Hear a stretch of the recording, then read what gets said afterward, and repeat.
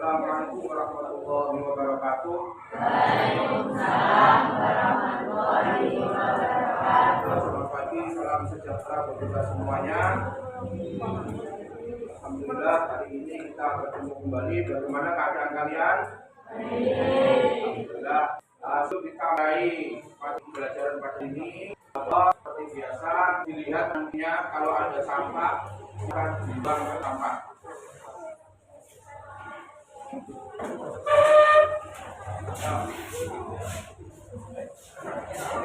Dibuang ke tempat sampah ya. Yang lingkungan kelas kita bersih.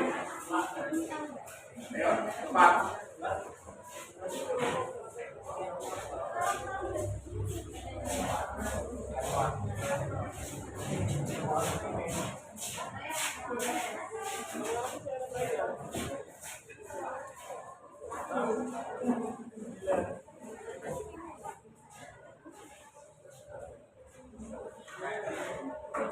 Terima kasih.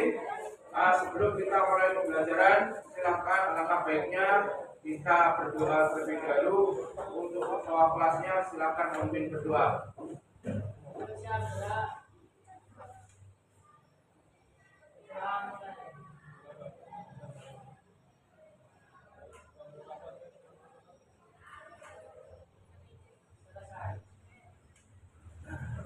Baiklah, minggu kemarin kita membahas tentang mengidentifikasi kalimat persuasif dan ungkapan simpati atau peduli.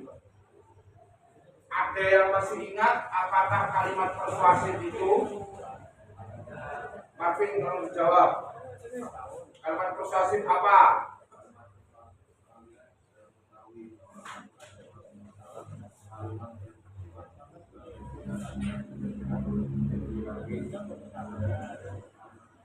Ya cukup. Jadi kalimat bujukan agar yang dibujuk itu apa? Melaksanakan atau meyakinkan. Terima kasih, bagus jawabannya. Ya. Terus ada lagi adalah ungkapan kepedulian atau simpati. Ada yang tahu? Tolong dijawab. Ayo, silakan dijawab. Yang keras. Apabila simpati dalam sebuah pidato dapat pada manusia berdasar sebuah ataupun lingkungan, contohnya rasa peduli pada orang tua, keluarga, atau teman yang sedang berusaha. Nah, terima kasih, bagus jawabannya ya. Dan sekarang kita akan membahas menyimpulkan metode-metode dalam berpidato. Menyimpulkan metode-metode dalam berpidato. Menyimpulkan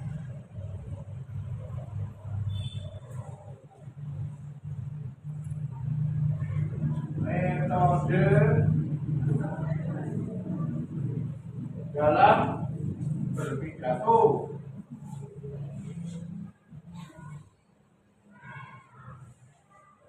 Oke.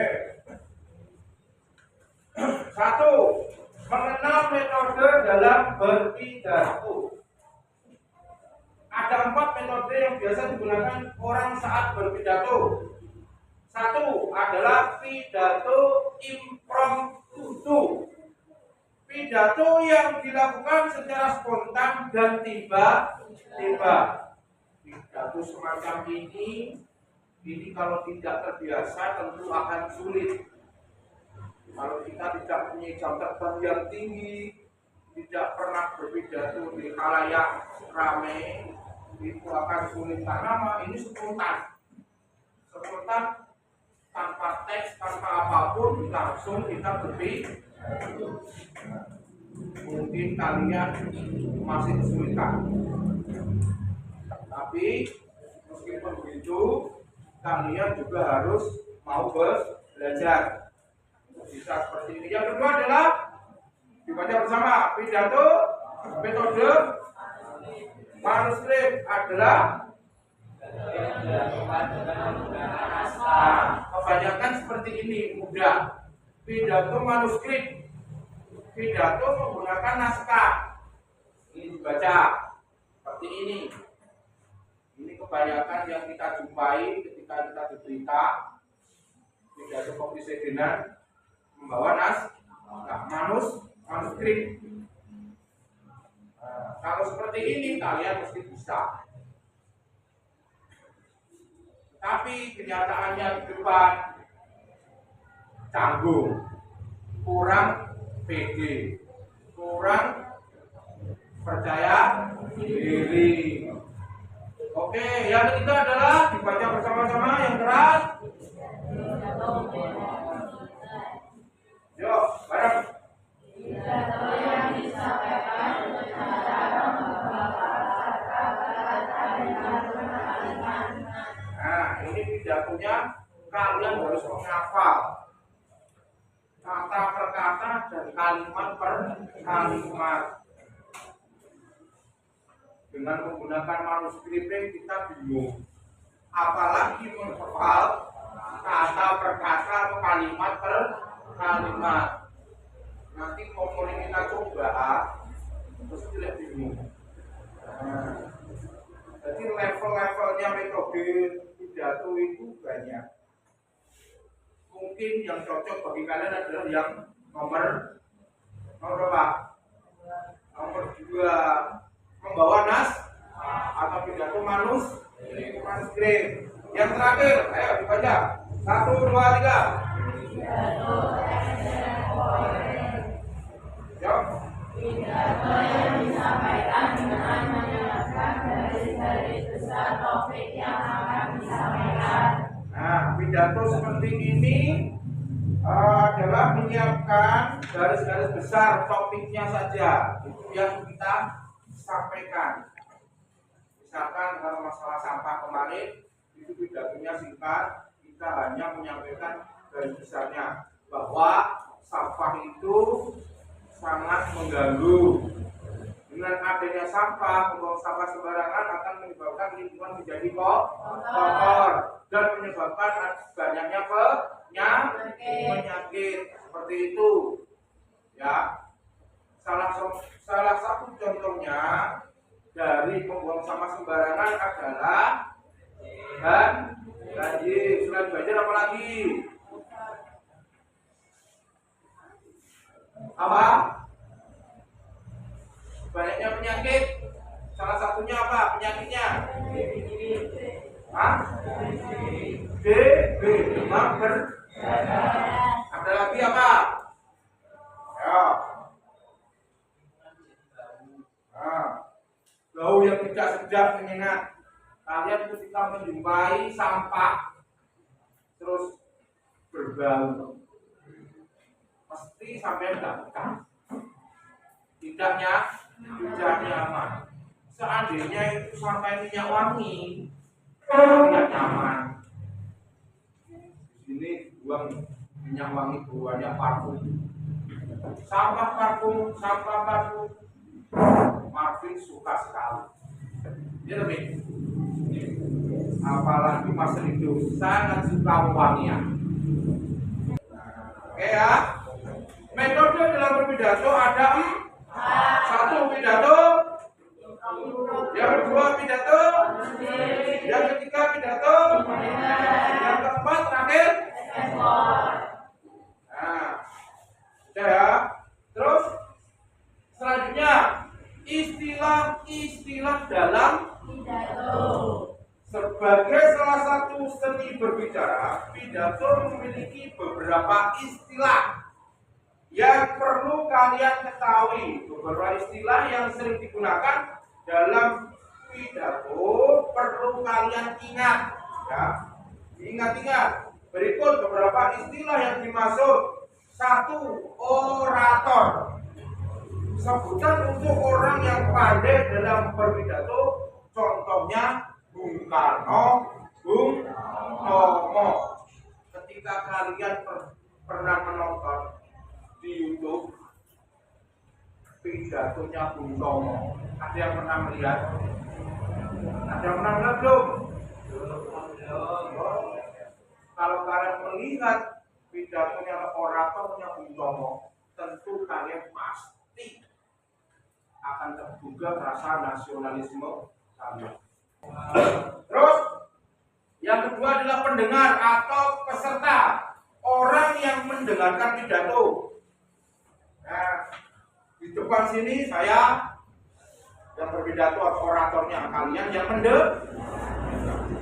mendengar pidato pun kalian juga bisa mempengaruhi perasaan kalian.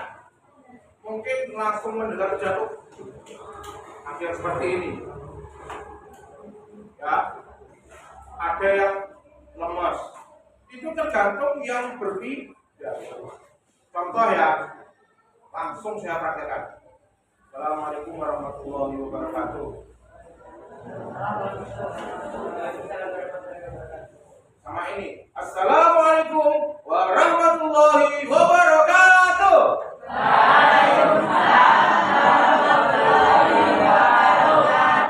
Benar apa enggak? Tergantung yang menyampaikan atau yang berorator di situ. Kalau kita datang, Assalamualaikum warahmatullahi wabarakatuh. Waalaikumsalam warahmatullahi. Beda kalau Assalamualaikum warahmatullahi wabarakatuh. Kalian semangat. Waalaikumsalam. Itu sama. Kalau kalian di depan sini menjadi anak sini. Ya. Terus selanjutnya adalah retorika. Ilmu tentang pidato atau seni berbicara. Jadi kalau berpidato itu ada seni bicara. Ada yang pidatonya lantang, keras, membuka semangat. Ada yang berpidato pelan tapi sangat mempengaruhi. Ya, pelan tapi mempengaruhi, memotivasi kalian. Terus,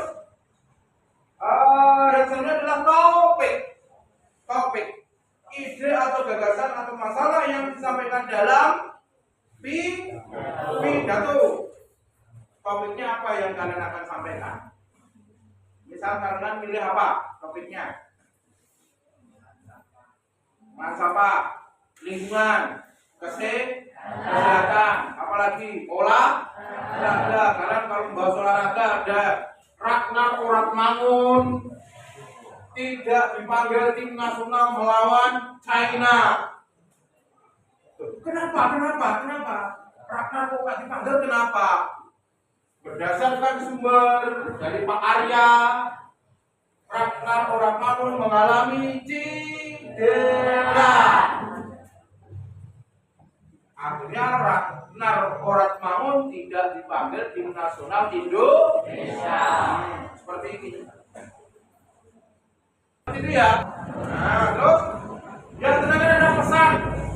Nilai kebaikan dan moral yang ada dalam pidato. Ada pesan di situ. Pasti nanti berpidato ada pesan. Jagalah orang tua kalian dengan sebaik-baiknya. Sayangilah mereka. Karena orang tua kita sudah mendoakan kita berjuang dengan membanting tulang kepada keberhasilan kita semuanya. Saya yakin orang tua kalian pasti mendoakan yang terbaik. Tidak ada orang tua itu mendoakan yang jelek. Alhamdulillah, terima kasih atas pembelajaran hari ini. Semoga kita semua mendapatkan ilmu yang bermanfaat, ilmu yang berkah. Sebelum saya tutup, tadi kita membahas apa? Menyimpulkan apa? Metode dalam pidato dan istilah dalam pidato. Ya, metodenya apa saja? Satu. Tadi apa? Baca. Impromptu. Yang kedua? Yang ketiga? Yang keempat? Sedangkan istilah dalam pidato ada satu orang. Yang kedua pendengar. Yang ketiga retorika. Yang keempat agar nih pesan atau nih nilai. Oke? Ya, terima kasih. Saya tutup bacaan hari ini dengan mengucapkan bersama-sama bacaan hamdalah. Alhamdulillahirobbilalamin. Assalamualaikum warahmatullahi wabarakatuh.